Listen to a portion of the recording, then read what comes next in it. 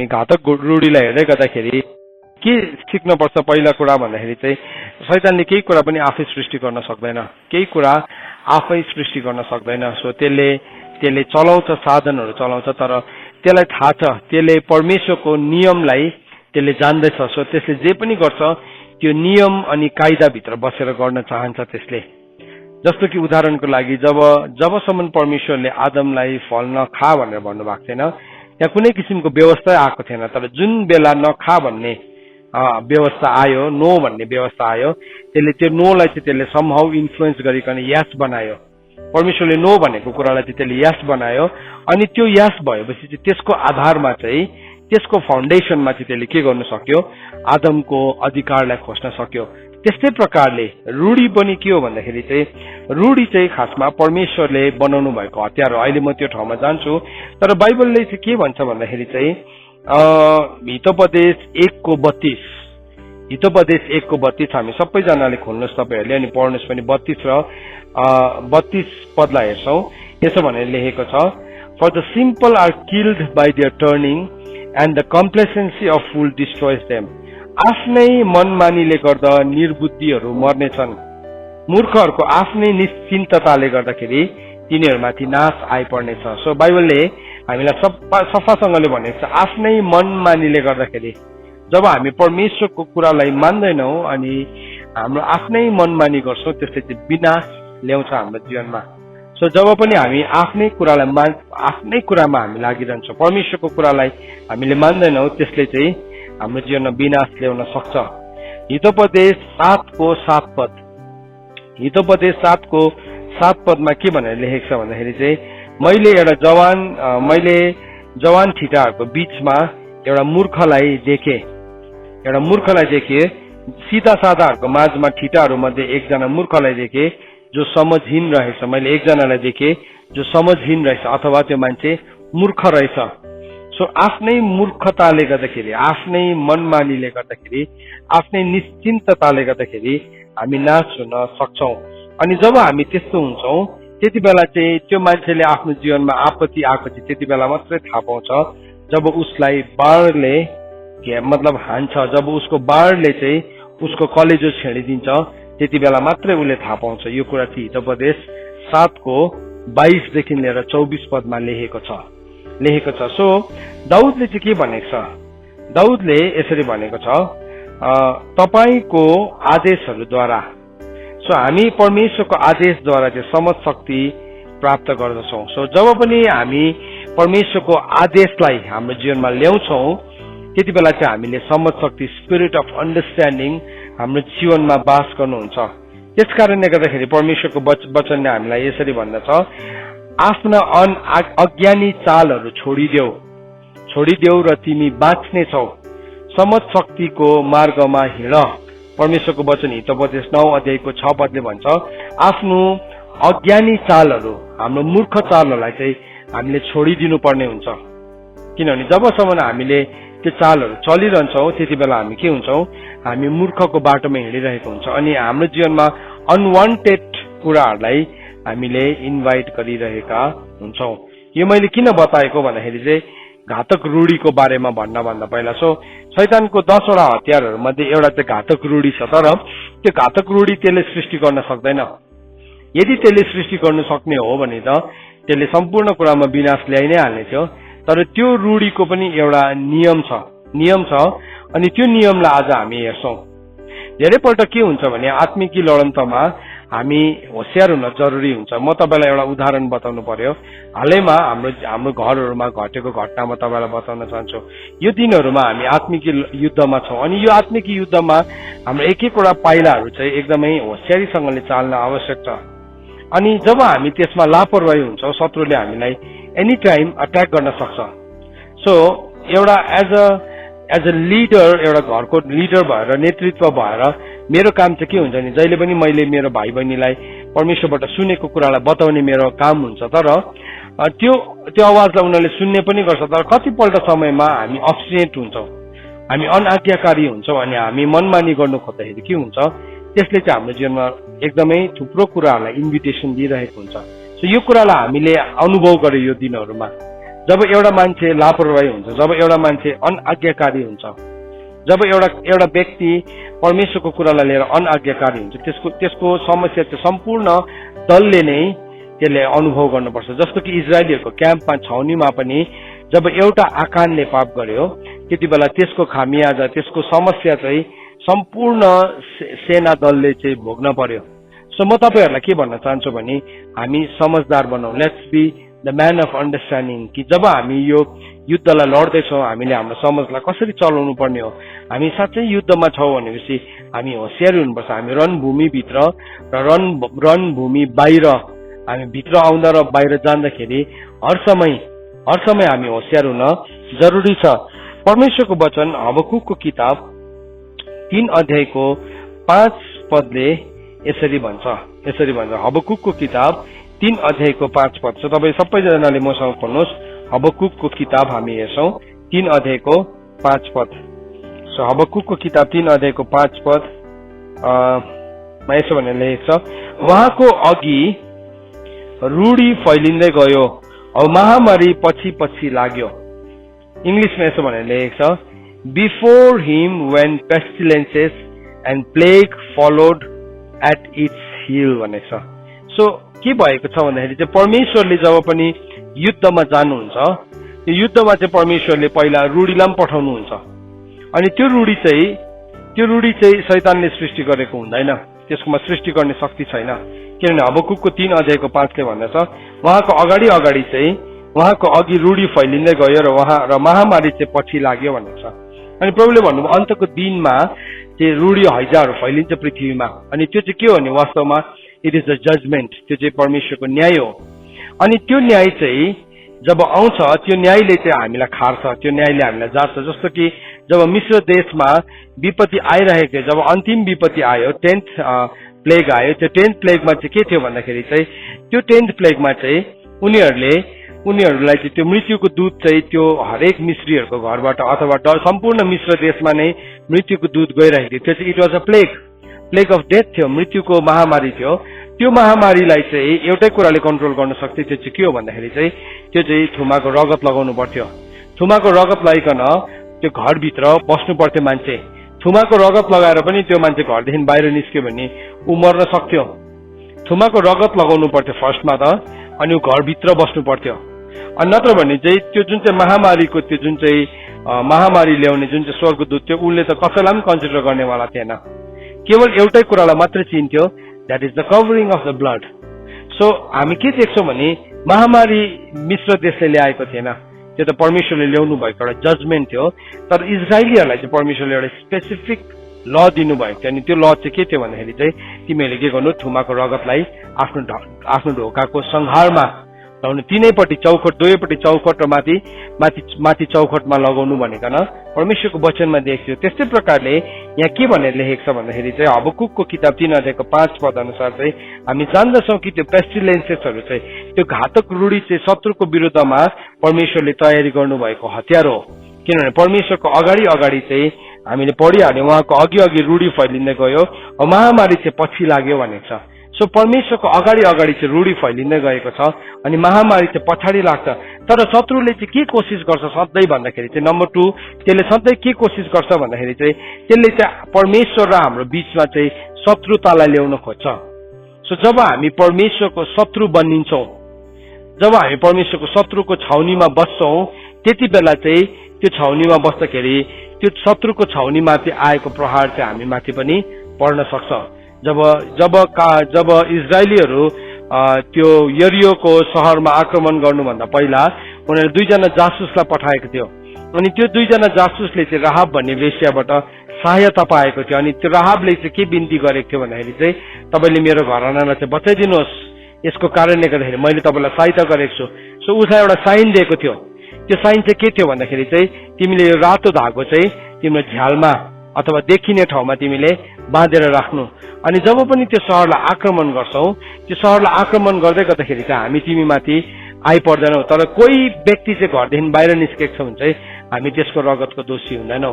अनि इन्ट्रेस्टिङली जब त्यो पर्खाल लड्यो, राहाबको घर लडेन, किनभने राहाबको घर त पर्खालमाथि थियो, उसको त्यो सहरको पर्खालमाथि थियो है। अनि त्यसले गर्दाखेरि राहाबको घरमा कुनै पनि एक्सिडेन्ट आएन, इट ह्याड द कभरिङ, त्यो चाहिँ कभरिङ थियो, कभनेन्ट प्रमिस थियो त्यहाँ। तर त्यो कभनेन्ट प्रमिसदेखि कुनै पनि मान्छे बाहिर निस्किन्छ अटेरीपनाले, ढिटपनाले, मूर्खताले, आफ्नो जबरजस्तीपनाले गर्दाखेरि निस्किन्छ भने अघि हामीले के पढ्यौं? हामीले पढ्यौं हितोपदेश 1 को 32 मा आफ्नै मनमानीले गर्दाखेरि निर्बुद्धिहरू मर्नेछन् र मूर्खहरू आफ्नो निश्चन्तताले गर्दाखेरि उनीहरूमाथि मूर्खहरूको विनाश आइपर्छ। सो उनीहरूमाथि विनाश आइपर्छ। सो यहाँ हामीले के पढ्दैछौँ? यो जुन चाहिँ हतियार छ, यो रूढीको हतियार चाहिँ शत्रुको विरुद्धमा बनिएको, तर त्यो बनिएको शत्रुलाई त्यो शत्रुको विरुद्धमा बनिएको हतियारले चाहिँ कति बेला हामीलाई लाग्न सक्छ भन्दाखेरि जब हाम्रो जीवनमा शत्रुताको बिउ छरिन्छ। सो त्यो जुन चाहिँ रूढी डेडली पेस्टिलेन्स हाम्रो जीवनमा आउनु हुन्छ, शैतानले के गर्छ फर्स्टमा भने चाहिँ हाम्रो जीवनमा त्यसले एउटा बिउलाई छर्ने कोसिस गर्छ। अनि बाइबलले के भनेको छ भने प्रभु यीशु ख्रीष्टले मत्तीको किताब 13 अध्यायको 24 देखि लिएर 30 पदसम्म त्यहाँ उहाँले त्यसको एउटा के पो भन्नुभयो, प्याराबल भन्नुभयो। अनि त्यो उखानमा प्रभुले के भन्नुभयो भने परमेश्वरको राज्य चाहिँ एउटा मानिस जस्तै हो जसले आफ्नो भूमिमा असल बिउ छरेको थियो। तर जब ऊ सुतिरहेको थियो, राति सुतेको बेलामा शत्रुले आएर फेरि शत्रुको बिउ रोप्यो। अनि जब त्यो बिउ उम्रेर आयो तब त्यहाँ के उम्र्यो? त्यहाँ सामा उम्र्यो, सामा विड्स उम्र्यो। सो विड्सको खुबी चाहिँ के छ भने त्यो विड जस्तै देख्छ, त्यो उम्रे, तर त्यो बिउ त रोपेको थिएन नि। त्यो मानिसले आफ्नो जीवनमा सही बिउ रोपेको थियो। खेत हाम्रो जीवन हो अनि त्यो बिउ छर्ने मान्छे मानिसको पुत्र प्रभु यीशु ख्रीष्ट हुनुहुन्छ। तर यो शत्रुताको बिउ रोप्ने चाहिँ को हो? त्यो चाहिँ शैतान हो। त्यसले चाहिँ जहिले पनि जब हामी सुतेको अवस्थामा हुन्छौँ, जब हामी लापरवाहीको अवस्थामा हुन्छौँ, जब हामी निश्चिन्तताको, फिक्री भनेको होइन, त्यो भनेको चाहिँ एकदमै केयरलेसनेसमा हुन्छौँ, हो त्यो केयरलेसनेसको समयमा चाहिँ त्यसले जहिले पनि आइकन के गर्छ? त्यसले शत्रुताको बिउलाई रोप्छ। सो सामा चाहिँ शत्रुताको बिउ हो। सो त्यही खेतमा जब शत्रुताको बिउ रोप्यो, अब समस्या भयो। समस्या चाहिँ के भयो भन्दाखेरि चाहिँ उम्रिँदाखेरि त देखा पर्नु थालिहाल्यो। तर के भयो? अब त्यो खेतालाहरूले भन्यो हामी गएर उखालौँ भन्दाखेरि होइन, नउखाल अहिले, किनभने तिमीले अहिले उखाल्यो भने चाहिँ तिमीले त्योसँग गहुँलाई पनि उखाली पठाउँछौ। त्यसले गर्दाखेरि कटनीको समयसम्म, फसलको समयसम्म चाहिँ दुवैजनालाई सँगै हुर्किन दियो। सो जब फसलको कटनीको समय आउँछ, कटनीको समयमा चाहिँ पहिला के गर्नुपर्छ? त्यो सामालाई चाहिँ काटेर बिटा बाँधेर त्यसलाई आगोको धुनीमा फालिदिनुपर्छ। अनि जति पनि यो धान, यो गहुँ छ, गहुँलाई चाहिँ धानसारमा हाल्नुपर्छ। सो अहिले हामी त्यस्तै प्रकारको वातावरणभित्र छौँ, त्यस्तै प्रकारको। अनि त्यसले जहिले पनि हाम्रो बीचमा शत्रुताको बिउलाई रोप्छ। अनि त्यो शत्रुताको बिउले चाहिँ के गर्छ त भन्दाखेरि चाहिँ हामी परमेश्वरसँग शत्रु भएपछि चाहिँ परमेश्वरले शत्रुलाई बनाउनु भएको हतियार चाहिँ हाम्रो विरुद्धमा पनि आउँछ, हाम्रो विरुद्धमा पनि आउँछ। सो यहाँ चाहिँ हामी होशियार हुनुपर्छ। प्रभुले भन्नुभयो मेरो प्रजा चाहिँ ज्ञानको कमीले गर्दा के भएका छन्? नाश भएका छन्। हामी किन नाश हुन्छौँ भन्दाखेरि हामी ज्ञानको कमीले गर्दाखेरि। किनभने हामीले शत्रुको हतियारलाई चिन्दैनौँ। शत्रुले कुन चाहिँ हतियार ल्याउँदैछ? शत्रुको यो रूढी त शत्रुको हतियार होइन, तर शत्रुको विरुद्धमा चलाइने हतियार हो। तर आफ्नो निश्चन्तताले गर्दाखेरि मानिसहरू के हुन्छ भने मूर्खहरू पनि मृत्युमा पर्छ। सो हामी त्यो ठाउँमा चाहिँ कति होशियार हुन जरुरी छ। यदि हामी त्यो ठाउँमा होशियारी भएन भने चाहिँ त्यसले हाम्रो जीवनमा के गर्छ? त्यसले हाम्रो जीवनमा मृत्यु पनि ल्याउन सक्छ। अनि फेरि हामी के देख्छौँ? तेस्रो कुरा, रूढी pestilences are the signs of divine judgement of God. त्यो चाहिँ परमेश्वरको अलौकिक न्यायको चिन्ह पनि हो। यो रूढी चाहिँ अलौकिक न्यायको चिन्ह पनि हो। यशायाको किताब 26 अध्यायको 9 पदमा लेखेको छ, जब चाहिँ तपाईको न्याय पृथ्वीमा आउँछ त्यति बेला पृथ्वीको बासिन्दाहरूले के गर्छ? धार्मिकतालाई सिक्छ। जब परमेश्वरको न्याय आउँछ, जब परमेश्वरको न्याय पृथ्वीमा आउँछ, पृथ्वीको बासिन्दाहरूले चाहिँ धार्मिकतालाई सिक्छ। उत्पत्तिको किताब 12 अध्यायको 10 देखि लिएर 17 पदसम्म पढ्दै गर्दाखेरि हामी एउटा घटना भेटाउँछौँ। अनि त्यो घटनामा हामी के भेटाउँछौँ भने अब्राहम र सारा उनीहरूलाई जब परमेश्वरले बोलाउनु भयो, उनीहरू निस्कियो। उनीहरू निस्किने बित्तिकै उनीहरू जुन देशमा गएर बसेको थियो त्यो देशमा ठुलो अनिकाल पर्यो। अनिकाल पर्ने बित्तिकै उनीहरू के गर्यो भन्दाखेरि चाहिँ उनीहरू परमेश्वरको खोजी नगरेर चाहिँ उनीहरू मिश्र देशमा गयो, संसारमा गयो। हाम्रो जीवनमा अनिकाल आउँछ, अनिकाल आउँछ, तर त्यो अनिकाल आयो भन्दैमा हामी संसारमा जानुपर्छ भन्ने गलत निर्णय चाहिँ हामीले कहिले पनि लिनु हुँदैन। सो अब्राहम गयो, अनि अब्राहम जाँदाखेरि चाहिँ के भयो भने सारा एकदमै सुन्दरी थियो, एकदमै सुन्दरी थियो। त्यस्तो बुढी उमेरमा निस्किँदाखेरि पनि उसको त निकै उमेर ढल्किसकेको थियो, तर भए पनि कस्तो चाहिँ सुन्दरी थियो होला। उसको चर्चा चाहिँ राजमहलमा भयो, राजमहलमा, किनभने अब्राहम चाहिँ ऊ घरबाट निस्किँदाखेरि अलमोस्ट 75 इयर्सको थियो। सो भन्नुको मतलब अब उसको पत्नीको उमेर कति थियो, तर त्यति बेला पनि यति साह्रो सुन्दरी थियो। तर के भयो, उसको पत्नीलाई चाहिँ उसले भने कि तिमीले चाहिँ भन्नु तिमी चाहिँ मेरो बहिनी हो भनिकन, अनि त्यसले गर्दाखेरि चाहिँ तिम्रो कारणले गर्दाखेरि मेरो प्राण जोगिने छ। तर परमेश्वरले के गर्नुभयो त, त्यो सबैको बीचमा के गर्नुभयो, साँच्चै नै लग्यो उसले लग्यो, फारोले लगिकन जब उसलाई आफ्नो महलमा लगेर राख्यो, त्यसको 12 अध्यायको 17 पदमा के भनेर लेखेको छ भन्दाखेरि चाहिँ परमेश्वरले चाहिँ फारो अनि उसको घरानालाई चाहिँ ठूलो रूढीले सताउनु भयो भनेको छ। यसो भनेर लेखेको छ, but the Lord afflicted Pharaoh and his house with great plagues because of Sarai Abraham's wife. So अब्राहमको पत्नीको कारणले गर्दाखेरि फारो र उसको सारा घरानालाई परमेश्वरले ठूलो रूढी ल्याउनु भयो। एक्चुअली त्यो चाहिँ परमेश्वरको हतियार हो, तर हामीले नजान्दाखेरि त्यो हतियारले चाहिँ हामी घाइते हुन्छौँ। हामी त्यसको विपरीत उभिँदाखेरि चाहिँ हामीलाई चोट लाग्छ। हामीले यो युद्धमा यो पनि बुझ्नुपर्छ कि तपाईले आफ्नै सेनाको, आफ्नै सिपाहीको विरुद्धमा उठ्नु भने तपाईँलाई चोट लाग्न सक्छ। तपाईँले फुटबल म्याच देख्नु भएको छ, कोही बेला दुईपट्टिको फुटबल म्याच भइरहेको हुन्छ, डिफेन्डरले या कुनै पनि प्लेयरले त्यो गोलकिपरलाई बल पास गर्दाखेरि आफ्नै पोस्टमा गोल हाली पठाउँछ। त्यस्तै नै हो, इट्स लाइक द्याट। सो के भयो, एकजना प्लेयरले के गर्यो, आफ्नै पोस्टमा गोल हाली पठाउँदाखेरि के भयो, डल्लै टिम नै हार्छ। त्यस्तै प्रकारले आज यो युद्धमा पनि त्यस्तो कुराहरूलाई हामी अनुभव गर्छौँ, सो परमेश्वरको वचनले चाहिँ हामीलाई होसियारी हुनु भनिकन सिकाउनु भएको छ। सो पेस्टिलेन्सेस चाहिँ वास्तवमा परमेश्वरको डिभाइन जजमेन्टको साइन हो।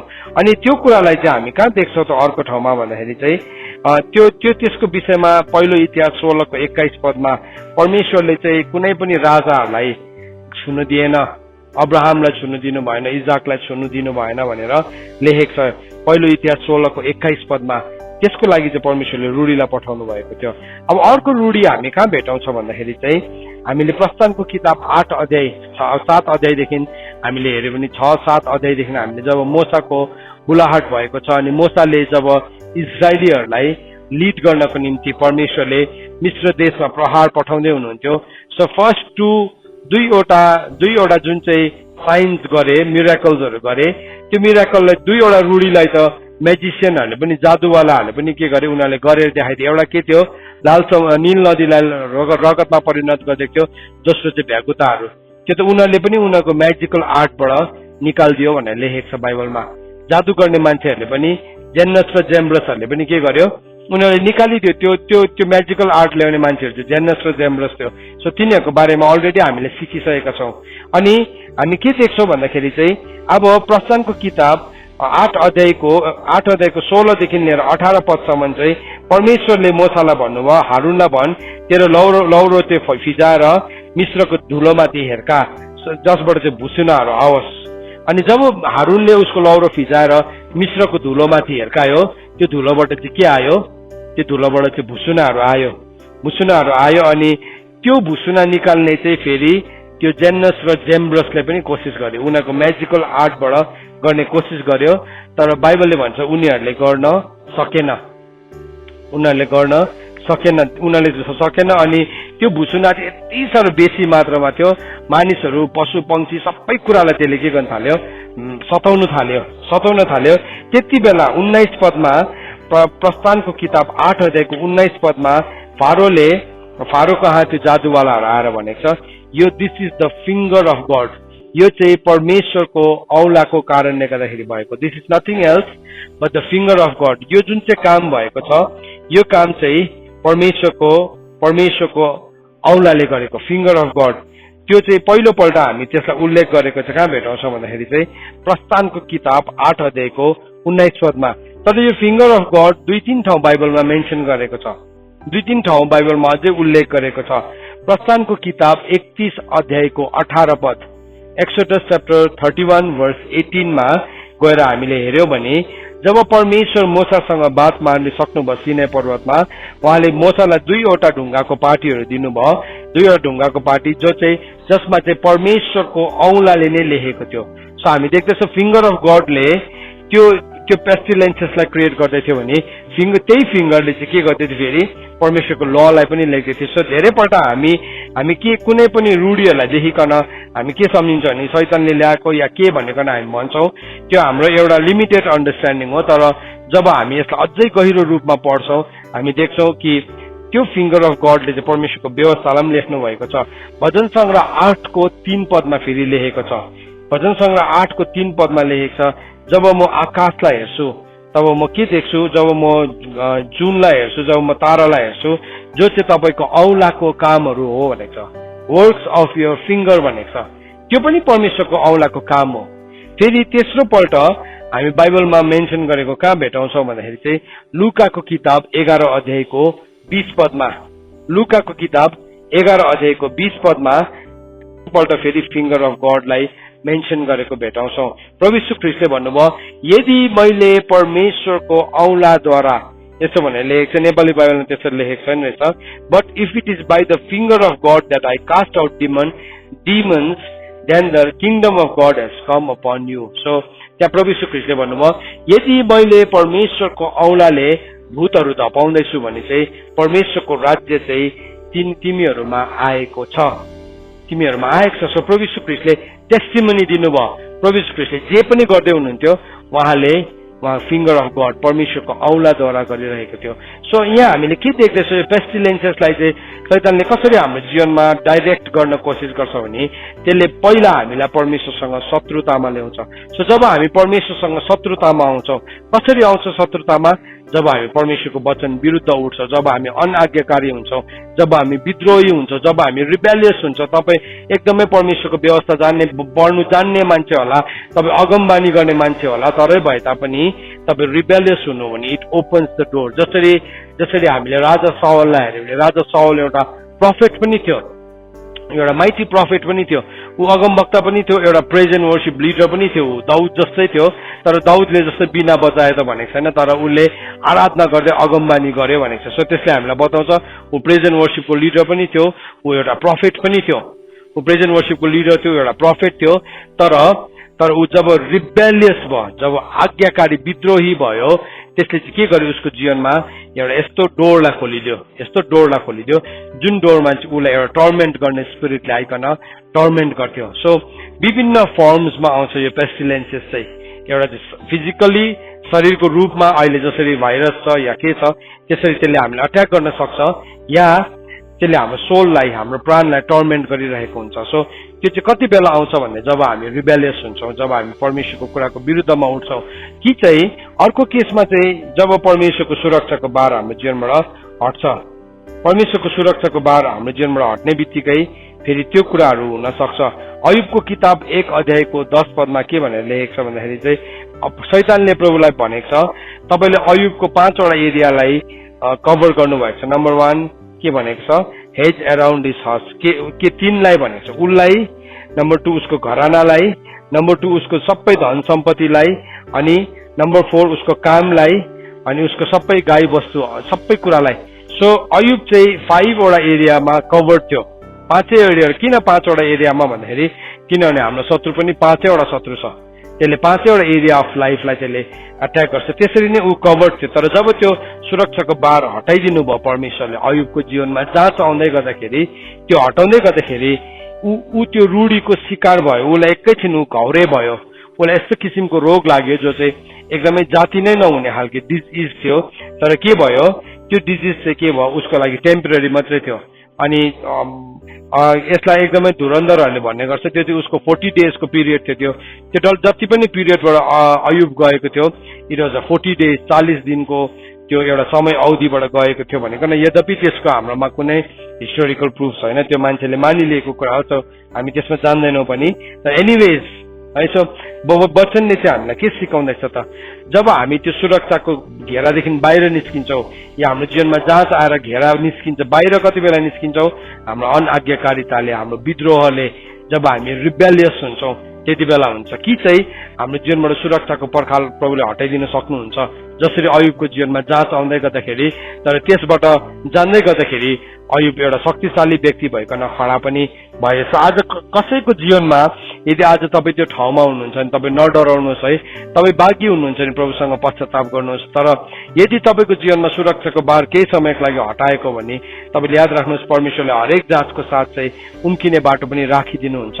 सो शत्रुको विरुद्धमा हतियार बनाएको हतियारको साइडमा हामी उभिनु पनि हुँदैन। तर यो कुरालाई चाहिँ हामीले जान्न जरुरी छ। बाइबलले के भनेको छ, लुकाको किताब 12 अध्यायको 47 पदमा, लुकाको किताब 12 अध्यायको 47 पदमा यसो भनेको छ, आफ्नो मालिकको इच्छा जानेर तयार नरहने र तिनको इच्छा बमोजिम नगर्ने दासले चाहिँ ज्यादै पिटाइ खानेछ। सो मालिकको इच्छालाई हामी जान्दछौँ र पनि हामी तयारी छैनौँ भने चाहिँ हामीले पिटाइ खान सक्छौँ, हाम्रो जीवनमा कुटाइ आउन सक्छ है। तर परमेश्वरले हामीलाई पिट्नु भयो भने पनि हामीलाई सुधार्नुहुन्छ, हाम्रो सुधारको लागि हुन्छ। सो हामी डराउनु पर्दैन। तर हामी पेस्टिलेन्सेसले यदि आज सताइँदैछौँ भने हामी चेक गर्नुपर्छ, हामी सबैजनाले आफैलाई चेक गर्न जरुरी छ। बाइबलले हामीलाई भनेको छ, जसले भलाइ गर्न जानेर पनि गर्दैन त्यसलाई पाप लाग्छ। भन्नुको मतलब म जान्दछु, I know what is goodness, तर म गुडनेसको साइडमा बस्दिनँ, तर म के गर्छु, म कप्टी गरिरहन्छु भने चाहिँ पाप लाग्छ भनेको चाहिँ इट ओपन्स द डोर, त्यसले मेरो लागि ढोका उगारिदिन्छ, मृत्युको ढोकालाई उगारिदिन्छ, मृत्युको ढोकालाई अथवा यो पेस्टिलेन्सेसको ढोकाहरूलाई उगारिदिरहेको हुन्छ।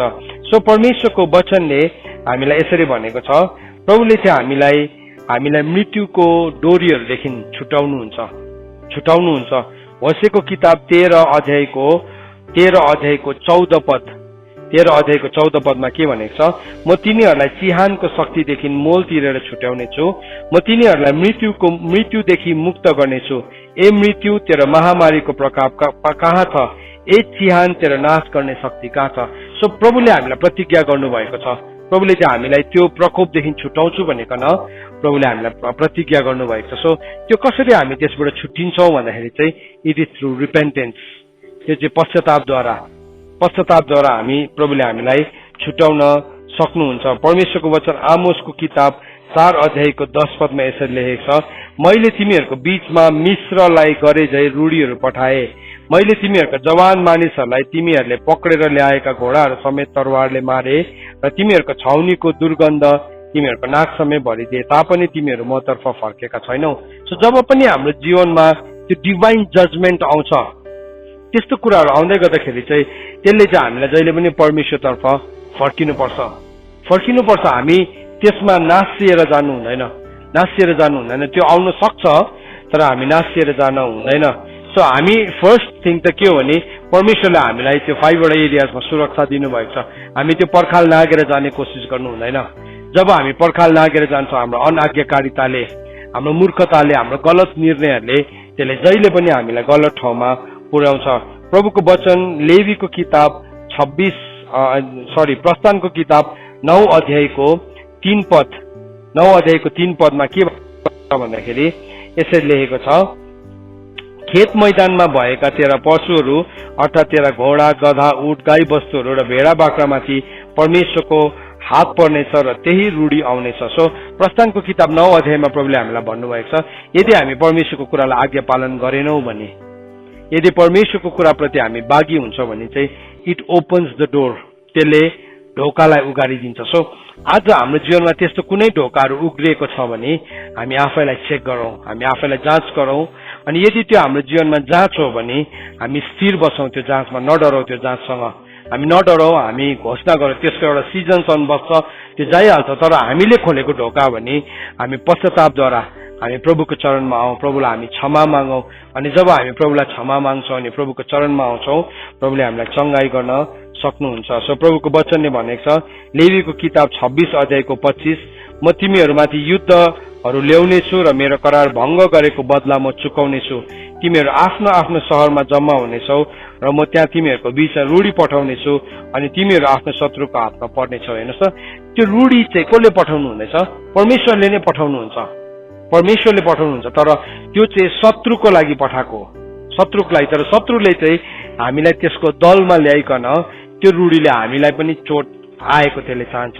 तर आज प्रभु यीशु ख्रीष्टले भन्नुभएको छ, आई एम द वे, म चाहिँ बाटो हुँ, म चाहिँ सत्य हुँ, म चाहिँ जीवन हो। यीशु ख्रीष्टले बाटो, सत्य अनि जीवन हुनुभएको कारणले गर्दाखेरि जब हामी प्रभुको मार्गमा आउँछौँ, जब हामी प्रभुको बाटोमा फेरि पनि फर्केर आउँछौँ, प्रभुले हामीलाई रिस्टोर गर्नुहुन्छ, परमेश्वरले हामीलाई पुनर्स्थापना गर्नुहुन्छ। सो आज यो वचन, अब यसको दोस्रो भाग चाहिँ अहिले म फेरि बीचमा बोल्छु।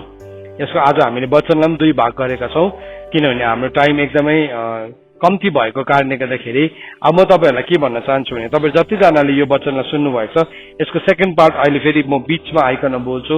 सो तपाईँहरू ट्युन इन बस्नुहोस् है। सो अर्को रूढीको बारेमा तपाईँसँग फेरि पनि सेयर गर्न गइरहेको छु। सो यस गरी हामी प्रार्थना गरौँ, हाम्रो जीवनमा कुनै पनि त्यस्तो ओपन डोर्सहरू छ, कुनै पनि त्यस्तो ओपन डोर्स छ, या तपाईँ जाँचको सिजनबाट जान्दै हुनुहुन्छ भने, अघि पनि यो प्रार्थना सुरु हुनुभन्दा अगाडि मलाई थुप्रो मेसेजेसहरू आइरहेको थियो कि त्यो मेसेजमा तपाईँले भनिराख्नु भएको थियो कि यस्तो यस्तो कोरोना भाइरस लागेछ, यसलाई त्यसलाई भनिकन अनि प्रार्थना गरिदिनुहोस् भनिकन हामी प्रार्थना गर्छौँ। आज एकदमै नडराउनुहोस् अनि परमप्रभु तपाईँको साथमा हुनुहुन्छ। त्यो कुनै ठुलो कुरा होइन, त्यो जाति हुने कुरा हो।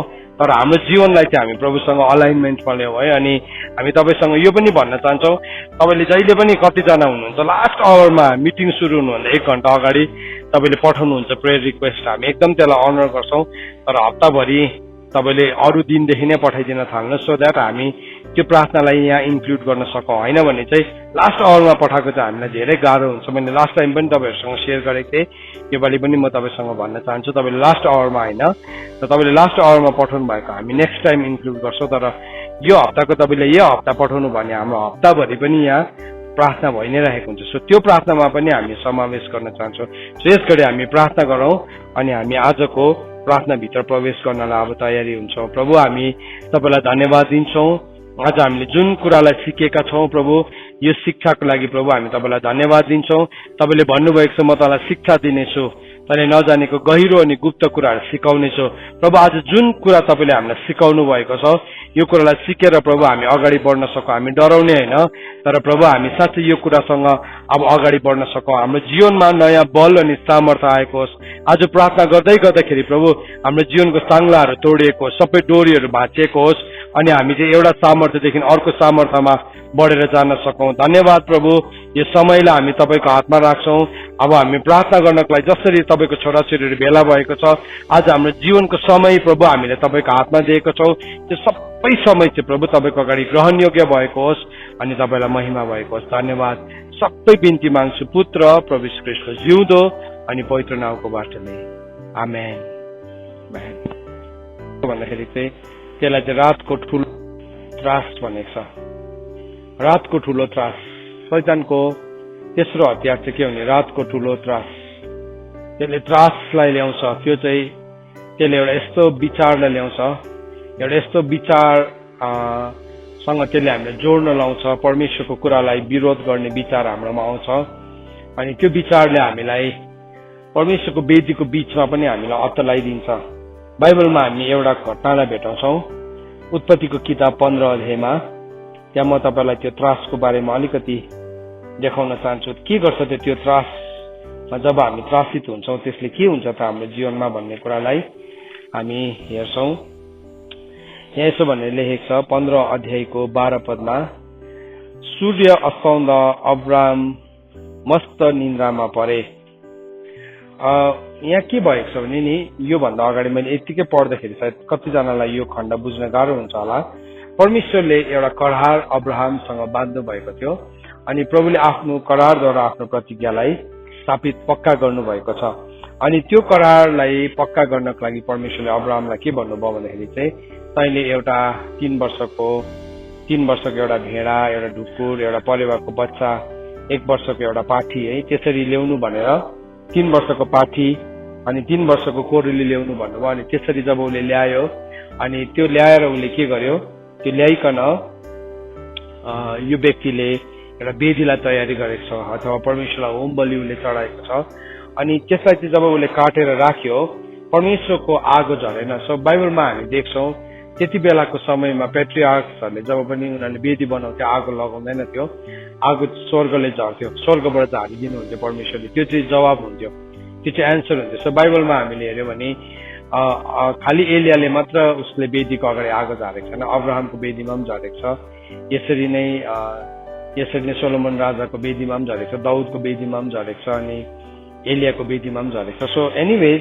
उसले त्यो आगोलाई पर्खिरहेको थियो। सो जब पनि हामीले वेदी बनाउँछौँ आगो झार्ने काम चाहिँ परमेश्वरको हो। आज हामी यो प्रार्थनाको वेदी बनाएका छौँ अनि जब हामी यो प्रार्थनाको वेदीमा आएका छौँ भने यो वेदीमा परमेश्वरले आगो ल्याउनुहुन्छ। That is the work of God, त्यो चाहिँ परमेश्वरको काम हो। सो परमेश्वरको वेदीमा चाहिँ मानिसले आगो लगाउनु पर्दैन, त्यो चाहिँ स्वर्गको फायर फ्रम हेभन, स्वर्गको आगो झर्छ। किनभने हिब्रू 12:29 पदले भन्छ परमेश्वर, हाम्रो परमेश्वर चाहिँ भस्म गर्ने आगो हुनुहुन्छ। किन भस्म गर्ने आगो भन्दाखेरि चाहिँ दुईवटा कारणले गर्दा, एउटा त शत्रुलाई भस्म पार्नुहुन्छ त्यो आगोले, अर्को चाहिँ उहाँले हाम्रो वेदीलाई ग्रहण गर्ने तरिका यो। सो जब उसले त्यो वेदी बनायो, वेदी बनाएपछि चाहिँ के भयो भन्दाखेरि चाहिँ उसले सबै ल्यायो अनि 11 पदमा लेखेको छ, यहाँ 15 पदमा, अनि चिल र गिद्धहरू ती मरेका पशु पक्षीहरूमाथि झम्टन्दा अब्राहमले तिनलाई धपाए। जब त्यो वेदीमा त्यो मरेको पशुहरू राखेको थियो, बलिदानको पशु, त्यसमा थुप्रो कुराहरू झम्ट्यो, सिल झम्टिन्छ, गिद्धहरू झम्टिन्छ, किनभने बाइबलमा लेखेको जहाँ सिनो छ त्यहाँ गिद्धहरू आइहाल्छ। सो हामी पनि एउटा जब यो पर्खाललाई निर्माण गर्ने काम गर्दैछौँ त्यो चाहिँ कस्तो हो भन्दाखेरि चाहिँ त्यो पर्खाललाई निर्माण गर्ने काम चाहिँ इजिकियलले गरेको अगमबानी जस्तै हो। इजिकियललाई जब परमेश्वरले आत्मामा बाहिर निकाल्नु भयो तब उसलाई यस्तो बेसीमा लगेर राखिदिनु भयो, त्यहाँ चाहिँ हाडै हाड मात्रै थियो, कहिलेदेखि सुकेको हाडहरू थियो। तर जब उसले अगमबानी बोल्न थाल्यो, वचनले के भन्छ भने चाहिँ त्यो हाडहरू अर्को हाडसँग जोडिन थाल्यो अनि जोड्यो मात्रै होइन, एकछिनदेखि त्यहाँ मासु भरिन थाल्यो, नसा आउन थाल्यो अनि त्यहाँ थुप्रो कुराहरू छालाले पुरिन थाल्यो। सो त्यो प्रक्रियाभित्र इजिकियलले जब अगमबानी गर्दै गर्दाखेरि त्यो गइरहेको थियो। अनि म विश्वास गर्छु हामी पनि जब यो ठाउँमा उभिकन हामीले यसरी प्रार्थना गर्न थाल्दैछौँ त्यस्तै प्रकारले सुकेको हाडहरू आज जोडिँदैछ। हामी एका दुसरा हामी सुकेको हाडहरू जस्तै थियौँ, तर त्यो हाडहरूलाई प्रभुले विभिन्न देशमा प्रभुले जोड्दै हुनुहुन्छ अनि जोड्दैछ, जोडिनु मात्रै होइन तर त्यहाँ मासु भरिँदैछ, त्यहाँ नसा आउँदैछ, त्यहाँ छालाले पुरिँदैछ। तरै भए तापनि जबसम्म जीवनको सास आउँदैन तबसम्म त्यो लास नै हो। सो हामी तबसम्म हामी यो पर्खाललाई निर्माण गर्दैछौँ, तबसम्म हामी यो पर्खाल बनाउने काममा लागि परेको छौँ जबसम्म एउटा ठुलो सैन्य दल पूर्ण रूपमा ठाउँ खडा हुँदैन। अनि त्यस्तै प्रकारले अब्राहमले पनि एउटा वेदी बनाएको थियो, तर त्यो वेदीमाथि चाहिँ थुप्रो कुराहरू झम्टिन्छ। जब पनि हामीले वेदी बनाउँछौँ, वेदी बनाउने बित्तिकै गिद्धले चिलले थाहा पाउँछ अनि त्यसले चाहिँ हाम्रो वेदीमा भएको बलिदानलाई चोर्न चाहन्छ। तर अब्राहमले धपायो भनेको छ, त्यो गिद्ध र चिललाई चाहिँ धपायो। तर हेर्नुहोस् है, हामीले थुप्रोपल्ट गिद्धहरूलाई अरू त्यो त्यहाँ बलिदानको पशु खाने चराहरूलाई हटाउँछौँ, तर बाइबलले भन्दैछ सूर्य अस्ताउँदाखेरि चाहिँ अब्राहम मस्त निन्द्रामा परे भनेको छ। जब सूर्य अस्त भयो त्यति बेला चाहिँ मस्त निन्द्रामा परे। बाइबलले के देखाउँछ त्यसले भन्दाखेरि चाहिँ नि त्यसले चाहिँ टेरर अफ द नाइट, शत्रुले ल्याउने तेस्रो हतियार चाहिँ के हो भने त्यसले टेरर अफ द नाइट ल्याउँछ। इङ्ग्लिसमा यसो भनेर लेखेको छ, as the sun was going down a deep sleep fell on Abraham and behold dreadful and great darkness fell upon him. So यहाँ के भन्दैछ, तब यस्तो भयानक अन्धकारले उसलाई छोप्यो, यस्तो भयानक अन्धकारले, यस्तो डरलाग्दो अन्धकारले उसलाई छोप्यो भनेको छ। हामी धेरैपल्ट हाम्रो वेदीमा गिद्धहरूलाई, मासु खाने चराहरूलाई हामी भगाउँछौँ, तर यो अन्धकारले हामीलाई छोप्छ। अनि यो अन्धकार चाहिँ के हो भने नि रातको ठुलो त्रास हो। यो अन्धकार चाहिँ त्यो यस्तो फिक्री हो जुन चाहिँ फिक्रीले चाहिँ के गर्छ, जुन चाहिँ फिक्रीले चाहिँ हाम्रो जीवनमा दासत्वको बन्धनलाई खोलिदिन्छ। दासत्वको बन्धनमा यहाँ यसरी भन्नुभयो, तब परमप्रभुले अब्राहमलाई भन्नुभयो यो निश्चय जानिराख, 3वटा कुरा भन्नुभयो। जब नि त्यो त्रास र फिक्रीले उसलाई छोप्न दियो, उसको जीवनमा 3वटा कुराहरू, 3वटा गलत ढोकाहरू खुले। नम्बर 1 एउटा के भनेको छ भने तेरो सन्तान कुनै एउटा देशमा प्रवासी भएर बस्नेछन्। नम्बर 1 वेदी बनाएर हामी कहिले पनि निदाउनु हुँदैन, वेदीको अगाडि सुत्नु हुँदैन, हामी अल्छे हुनु हुँदैन। वेदी बनाएको छौँ हामी यसरी प्रार्थना गर्दैछौँ, धेरै महिना भइसक्यो, हरेक शुक्रबार हामी प्रार्थना गर्दैछौँ। तर अब यो प्रार्थना चाहिँ हामीलाई के हुन्छ नि, गरिरहँदाखेरि चाहिँ कोही कोही बेला हामीलाई अब युज टु हुन्छ अनि हामी के भन्छौँ त्यसलाई हामी युज टु भएको कारणले गर्दाखेरि त्यसलाई हामी कुनै ठुलो कुरा सम्झिँदैनौँ अनि हामी जस्ट रेगुलरली गर्छौँ। कतिपल्ट निदाउँछौँ पनि, कतिपल्ट हामी के गर्छौँ, त्यतिकै फोन अन राखिरहेर हामी सुत्छौँ छेउमा, भिडियो अफ गरिरहेर। अनि त्यो चाहिँ नि हामीले के गरेको जस्तो, त्यो चाहिँ वेदीको अगाडि निदाएको जस्तो हो। तपाईँ थाकेको छ, एकछिन त हामीलाई निद्रा लाग्छ, हामी पनि यहाँ बसेर, म पनि जब यो प्रार्थना हुन्छ हिँडेको गर्छु, किन बस्यो भने निद्रा लागिहाल्छ। सो हिँडेर प्रार्थना गऱ्यो भने 3-4 घन्टा त हिँड्नु सक्छ, त्यसो गर्दा बडीलाई पनि फिटनेस हुन्छ। तर त्योभन्दा पनि ठुलो चाहिँ प्रार्थना हुन्छ, किनभने हामी वेदीको अगाडि चाहिँ निदाउनै हुँदैन। जब हामी वेदीको अगाडि निदाउँछौँ, हाम्रो जातिहरू चाहिँ प्रवासी भएर बस्छ। आज हाम्रो धेरैजना मानिसहरू संसारमा प्रवासी भएर बसेका छन्, धेरैजना उनीहरू प्रवासी छन्, आफ्नो घरहरूदेखि टाढा छन्। अनि जब पनि एउटा मान्छे आफ्नो घरदेखि, एउटा घरको बाउ, एउटा घरको आमा, आफ्नो परिवारदेखि टाढो हुन्छ, शत्रुले त्यो घरलाई आक्रमण गर्न पाउँछ। तर आज तपाईँ यदि घरदेखि टाढै नै हुनुहुन्छ भने पनि तपाईँले एउटा काम के गर्न सक्नुहुन्छ भने तपाईँ ननिदाउनुहोस्, तपाईँको आँखालाई विश्राम नदिनुहोस्, तपाईँको शरीरलाई निन्द्रा नदिनुहोस्, तपाईँ घुट्नामा जानुहोस्। हामी घुट्नामा जाउँ जबसम्म हाम्रो पर्खाल निर्माण हुँदैन। अघि जस्तै यहाँ प्रार्थना चल्दै थियो, ब्याकग्राउन्डमा एउटा गीत गाउँदै थियो, अनि त्यो गीत चाहिँ पाद्री गंगा प्रसादले लेख्नु भएको गीत थियो। अनि त्यो गीतमा उसले के भनेर लेखेको थियो भने, पाद्री गंगा प्रसाद चाहिँ को हो भन्दाखेरि चाहिँ बाइबललाई नेपालीमा ट्रान्सलेट गर्ने व्यक्ति हुनुहुन्छ। अनि उहाँले यसरी भनेर गीत गाउनुभयो प्रभुसँग। उहाँको प्रार्थना थियो, प्रभु मेरो प्रार्थना सुनिदिनुहोस् कि हाम्रो जातिले, हाम्रो गोर्खाली जातिले अथवा नेपाली भाषी जातिले मुक्तिको निम्ति ढोका खोलिएको होस् भनिकन प्रभुले हामीलाई यो बासको सिमानामा राख्नु भएको छ। अनि हाम्रो प्रार्थना सधैँ नै यो हुनुपर्छ कि हाम्रो जातिको लागि मुक्ति पाउने ढोका खोलियोस्।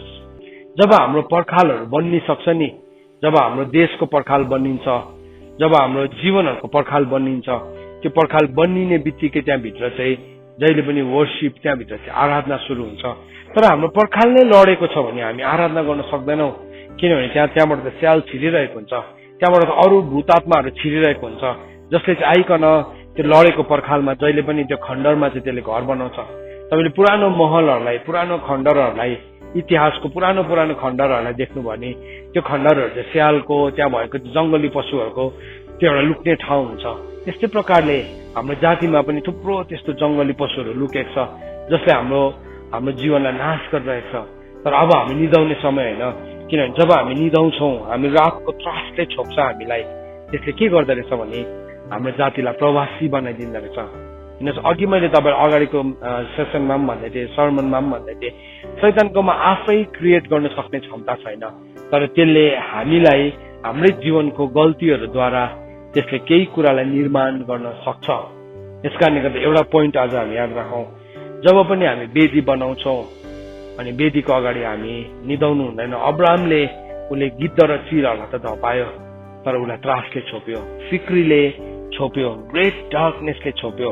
किनभने त्यो ग्रेट डार्कनेस चाहिँ के हो, रातको ठुलो त्रास हो। सूर्य अस्ताउँदा जब अब्राहम मस्त निन्द्रामा परे, तब त्रास र घोर अन्धकारले तिनलाई छोप्यो। अनि प्रभुले भन्नुभयो, नम्बर 1, तेरो जाति, तेरो सन्तानहरू कुनै एउटा देशमा प्रवासी भएर बस्छन्। नम्बर 2 के भन्यो नि, तिनीहरू त्यो देशको कमारी हुन्छ। हाम्रो जातिको दासत्व सकिनु हो भने चाहिँ हामी यो रातको त्रासलाई हामीले जित्न पर्छ।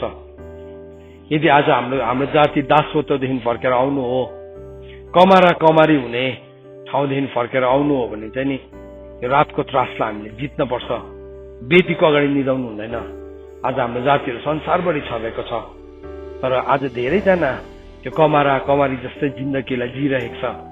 थुप्रो देशमा गएको, अनि कतिवटा खाडी देशमा यस्तो दुःख लागि जाँदाखेरि उनीहरू कहाँ मरुभूमिमा बसेको छ, कहाँ त्यो ऊँटलाई हेर्दै चराउँदै, त्यहाँ न त फोन छ, त्यहाँ न त लाइट छ, उनीहरूले सोलर लाइटले चलाउनु पर्छ। अनि उनीहरू वर्षौं 1-2वटा सेकको ऊँट रुँगेर बस्छ, अनि घर फर्केर आउने बेलामा कसैले 1 पैसा पनि पाउँदैन। कस्तो दासिक जस्तो जिन्दगी जिरहेको छ।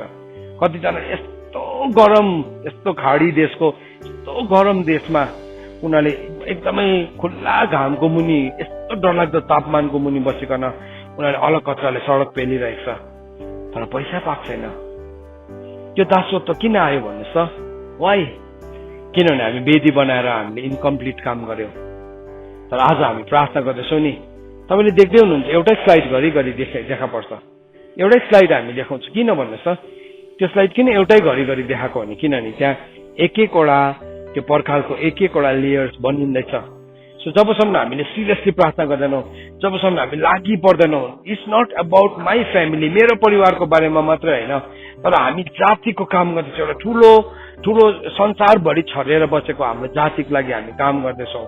अनि त्यो काममा चाहिँ यदि हामी लापरवाही हुन्छ भने चाहिँ यो दोस्रो कुरा प्रभुले अब्राहमलाई भन्नुभयो, त्यस देशका मानिसहरूका कमारी हुन्छन्।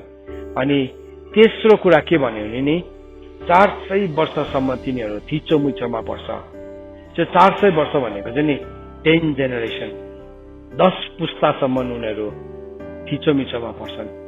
10th जेनेरेसनसम्म पस्यो। एउटा जेनेरेसन 40 इयर्सको हुन्छ, 40 वर्षको। अन्त इजरायलीहरू 40 वर्षसम्म उजाड स्थानमा घुमिरह्यो, जबसम्म एउटा नयाँ पुस्ता आएन भनेको छ। सो त्यो नयाँ पुस्ता आउनु चाहिँ 40 इयर्स लाग्यो। सो 400 वर्षले चाहिँ के देखाउँछ? 10 वटा पुस्ता। सो जब पनि हामी हाम्रो जीवनमा नि हामी आज वेदी बनाएछौँ नि, त्रास आउँछ आउँदैन होइन, छोप्न नदिउँ हामी।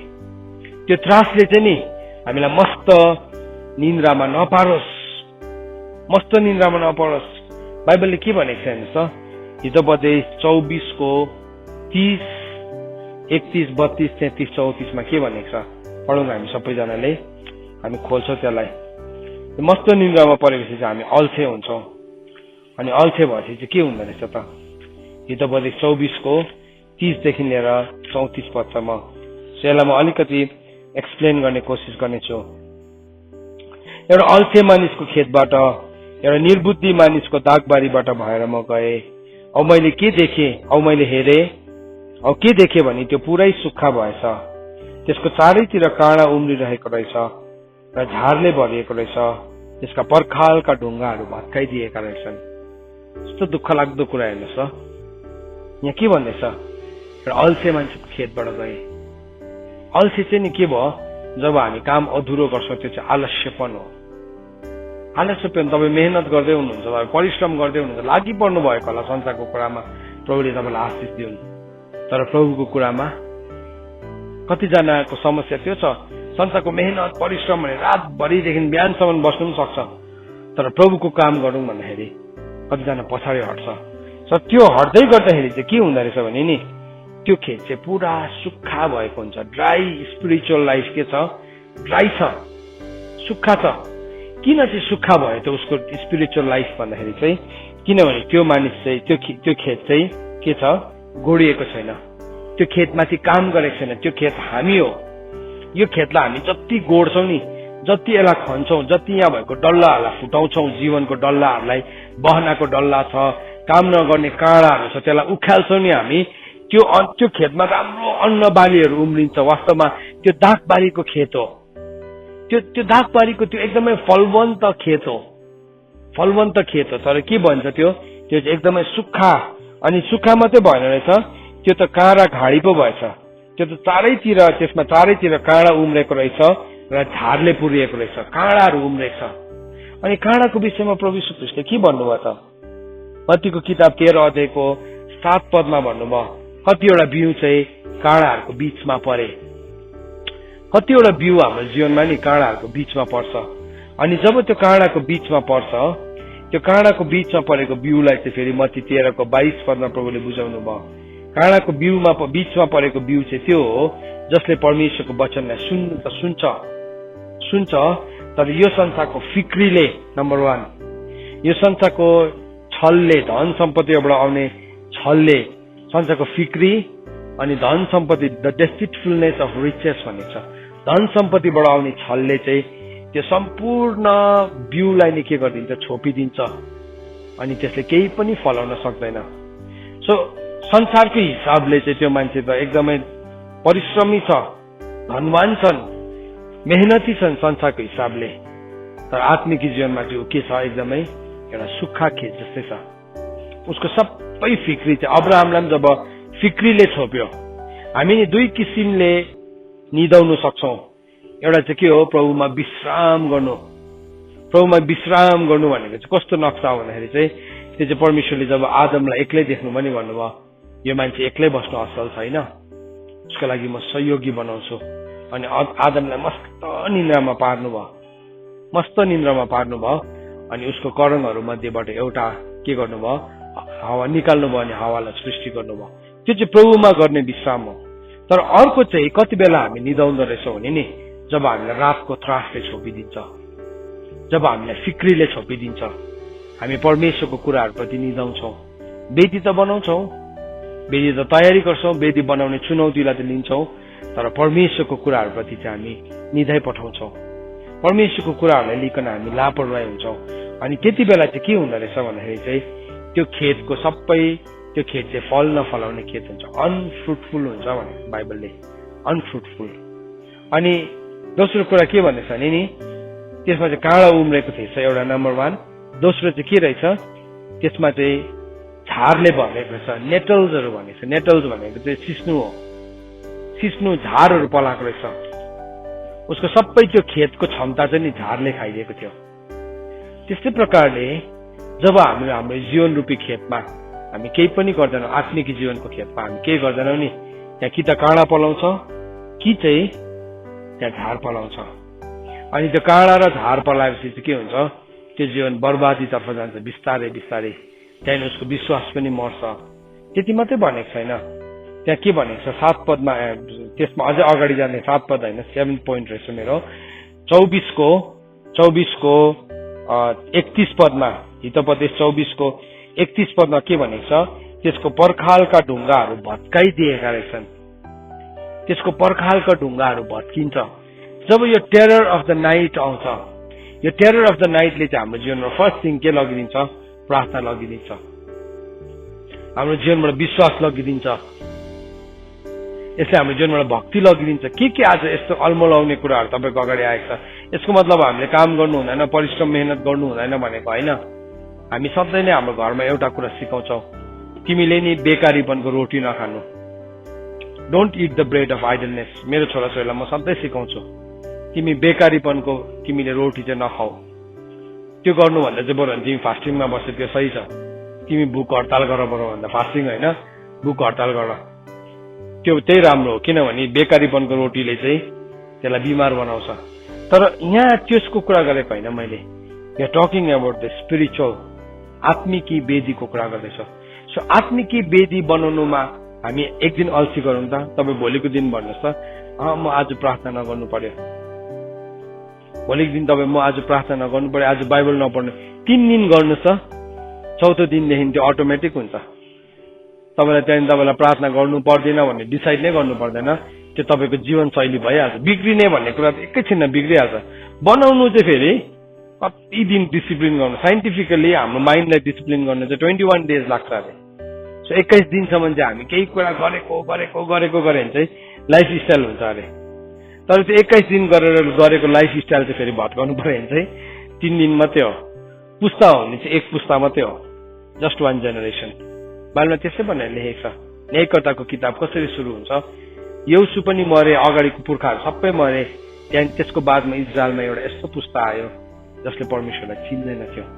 के हुँदै गयो, बादमा लापरवाही हुँदै गयो।